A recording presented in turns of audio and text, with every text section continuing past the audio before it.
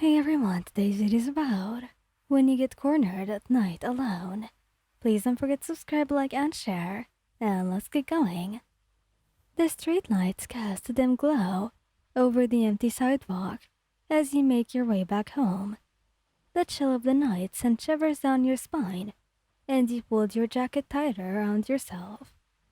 The streets were unusually quiet, save for the occasional sound of a car passing in the distance.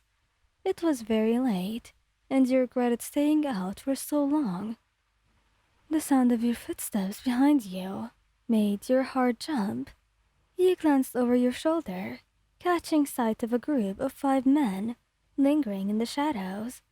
Their muffled laughter echoed through the street, and their gaze fixed on you like a predator, locking onto its prey. Your pace quickened, but so did theirs. Fear bubbled in your chest as they called out to you. "Hey, sweetheart, where are you heading off in such a hurry?" One of them sneered. Another whistled low. "Oh, don't be like that, we just want to talk." You clenched your fists and tried to keep your composure, but when they spread out, blocking your path, panic set in. There was no one around, no escape in sight. One of them stepped closer, his grin wide and unsettling. "You look a little lost, doll. Maybe you can help." "Back off," you snapped, your voice trembling despite your attempt to sound firm. He only laughed, the sound making your skin crawl. "Feisty, we like that," another one said, reaching for your arm. Before his hand could make contact, an explosion rocked the air, the deafening boom followed by a burst of heat.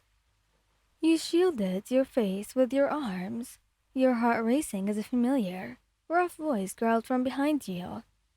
"Didn't anyone teach you losers not to touch what's not yours?"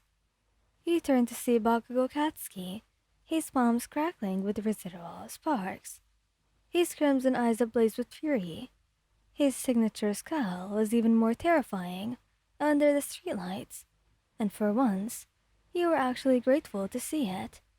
Behind him stood Kirishima, his sharp teeth bared in a fierce grin.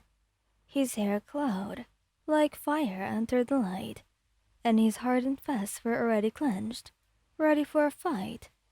"Man, you guys must have a death wish," Kirishima said, crackling his fists. "Cornering someone like this, not cool." One of the men sneered, trying to hide his fear. "What? You think you two can take all of us?" Baku let out a roll growl. "All of you, please, this will be over in a second." The leader of the group lunged forward, but Bakugo was faster. He met the attack with an explosion that sent the man flying backwards. The others hesitated for a moment before rushing in, but Kirishima stepped in front of you, his body hardening like stone. "Stay behind me," he said, throwing a punch that sent another attacker sprawling. You nodded, your legs shaky but your trust in them unshakable. The fight was over as quickly as it began. Bakugo's explosions left scorched marks on the ground, and Kirishima's punches were enough to deal with the rest. The man groaned in pain, scattered across the pavement, and neither of your protectors looked the least bit winded. Bakugo grabbed the collar of one of the attackers, lifting him effortlessly. "If I ever catch you or your friends anywhere near them again, I'll blow you to pieces, got it?" The man nodded frantically, his face pale. Bakugo let him drop with a scoff, and the group scrambled to their feet, fleeing into the night. Kirishima turned to you, his features softening with concern. "Hey, you okay? Did he hurt you?" You shook your head, though your voice wavered when you spoke. "I'm fine. Just shaken up." Bakugo's scowl deepened as he stepped closer. "What the hell were you thinking, walking alone at night? You know how dangerous that is." "I didn't think—" "Exactly."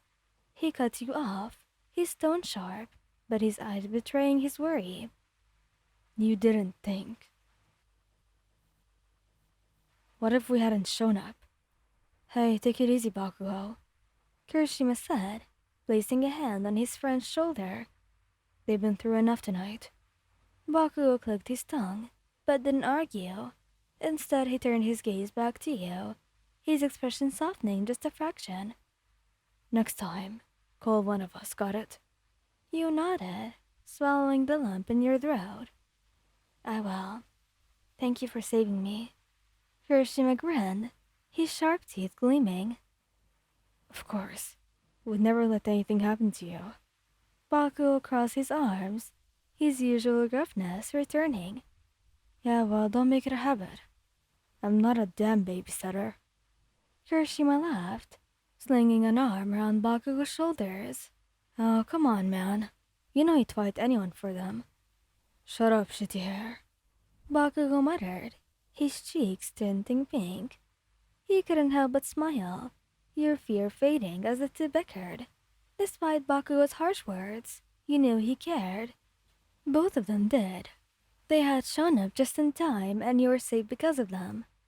Come on, Kirishima said, his voice warm. Let's get you home. We'll walk you the rest of the way. Bakugo grumbled but didn't protest, as the three of you set off together. With them by your side, the cold, dark night didn't seem so frightening anymore. The walk home was very quiet for a while, save for the crunch of gravel beneath your feet. Kirishima walked on your left, and Bakugo took your right, his sharp eyes scanning the shadows for any sign of danger. You're still shaking, Kirishima said softly, glancing at your hands. You sure you're okay? We can stop if we need a second. I'm okay, really, just still trying to process what just happened. That's totally normal. It was a very scary situation, but you handled yourself well. Handled myself. I froze and I couldn't do anything. That's not your fault. It's not on you to fight off a group of guys. That's what we're here for. Doesn't matter. Bakugo scoffed. You're not freezing again. Next time you're calling one of us before you even step out the damn door. You looked over at him. But... no buts. I'll be more careful, okay? I didn't mean to put myself or you guys in that position. Damn right, you'll be more careful. You're not just putting yourself at risk. If something happened to you... Hey, man, we don't go scaring them even more now, okay? We're here, they're safe, and that's what matters. Bakugo shrugged, muttering something under his breath, but his steps seemed less tense as before. When you finally reached your building, you stopped at the entrance. Thank you again. I don't even know what to think about what could have happened if you hadn't shown up. Don't sweat it. You're more important to us. We'd do it again in a heartbeat. Kirishima waved you off. Bakugo leaned against the wall. Next time, I don't care how late it is. You call me or him. Got it? Got it. Good. Now get inside and get some rest. Thanks, guys. Whatever. Bye, Mayan. Kirishima waves at you, and you go inside. As you unlock the door and step inside, you felt an overwhelming sense of relief and gratitude. You're really lucky to have them, no matter how harsh the world could be. You know they'd always have your back. Thank you guys for listening. Hope you liked this video. Please don't forget to subscribe, like, and share. And goodbye!